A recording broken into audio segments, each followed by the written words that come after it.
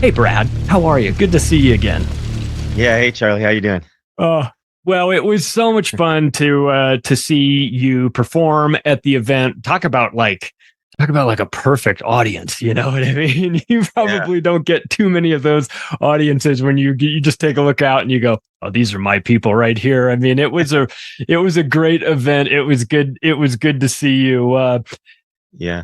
Boy, is this your time? I mean, it feels like, and I don't want to jinx anybody here, but like it feels like this there's a whipsaw effect. We've gone fully woke. We've got Doja Cat satanic stuff. We've got Lil Nas X, we've got Sam Smith, we've got all the Hollywood morons going hardcore Satanism. And then we've got this other segment of entertainers and musicians like you. Hmm. We've got uh, Pete Parada from The Offspring speaking out. We have Michael Graves who was there. He performed and of course Richmond, north of Richmond. It seems like a pivot. It feels like things are turning. Are you getting the sense that there is a huge appetite out there for people that are actually making music and talking about the things that are actually important? Yeah, it's interesting. I think that we're at that pivotal moment now because, I started speaking out through my music early 2021, and it was a decision where if you were making that decision then, it wasn't a safe decision if you're in entertainment to speak out and say those things. So, I released a song called "God Help Us All," and I thought that that would be sort of my one say on what was happening in the world, and I'd sort of let it be. And just to sort of vent and get it out there, speak up a little bit, and because I was thinking about my kids and the future and the way everything was like just the world that was in front of me. And so I wrote this song and I put it out there, and I was like, I know I'm going to upset some people with this. I've been creating music for 20 years at that point. As Five Times August, I started when I was 18, so I had a long, couple of decades behind me of just of history with fans and certain people, and I put this song out there, and instantly a big chunk of them just sort of fell off. They were mad at me for saying what I was saying.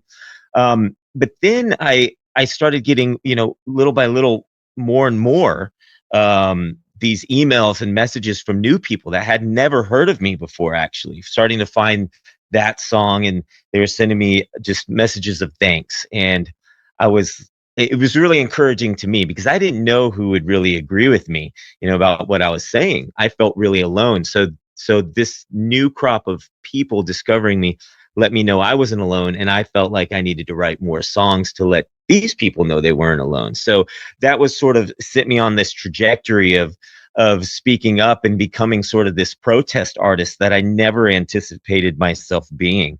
But to go from there to where we are now is very rewarding because you are feeling that shift and you are seeing it happen. I mean, I mentioned this whenever we were at the American Liberty Awards, but um, like within a matter of the last couple months, I was at an award show for our movement, and I was at a red carpet film premiere for the Plandemic 3 film, which was incredible. And I went to a 3-day music festival in the UK that was all freedom music. And so to see this cultural shift happening in front of us, like, it's very exciting, and gives me a lot of confidence and hope for the future because it's actually starting to happen. We're seeing the changes in front of us, the cultural shift.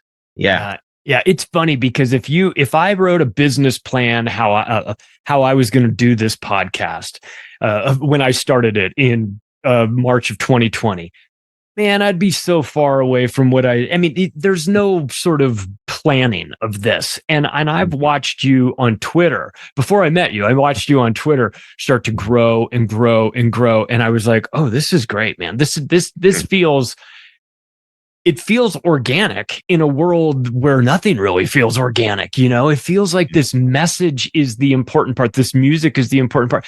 And we've always known this. I mean, we know about, the protest singers, like you mentioned it back in the day, whether it's Four Dead in Ohio, Crosby, Stills and Nash, or you're talking about Bob Dylan, or you're talking about people that were anti-war.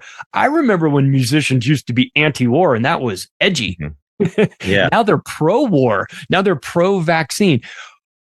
Mm-hmm. How many of your heroes did you lose over the last couple of years? Because I got a buddy, you might have met him. I don't know if he was there in the UK, but a guy named Mark Devlin who does a show. He's a DJ, and he did a presentation in 2019 at Anarchapulco. We were all speakers there, but when I got done speaking, I sat in the audience with a bunch of guys, Ole Damagard and some guys, and we watched Mark Devlin's presentation, No More Heroes was what it was called. Mm. And he broke down all of these artists, musicians too, that had been involved in some of like they had like real nefarious ties that you didn't know about.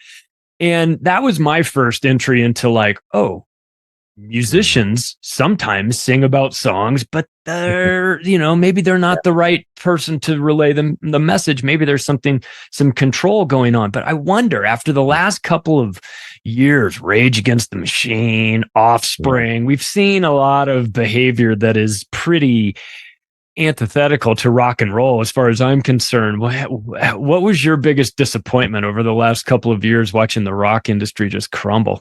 Yeah. Well, it's funny because that's where my headspace has been this entire last year. I have a song coming out in the next month called Ain't No Rock and Roll, and it's sort of my response to that. And I just finished the video for it. And it's based on that disappointment and basically the entire industry. I was sitting there going through, so I'm putting these faces in the video, and like I'm calling these people out, and I'm like making sure that they've done something to piss me off before I, put them in there. But I realized like I can really just put anybody in there, because every single one of them, like 99.999% of the industry didn't show up. Whether if they didn't speak up, that's one thing. And then if they did speak up, they ended up joining the regime. So like, outside of Eric Clapton and Van Morrison, that was the entire, like everybody else did one of those things. They kept quiet, or they spoke up in favor of big pharma or whatever it is, all the tyranny around us. Thanks for watching that clip. If you want to hear the entire episode in audio format, just go wherever podcasts are served, search for Macroaggressions, subscribe to the show, and please rate it when you get a chance. Thanks, everybody.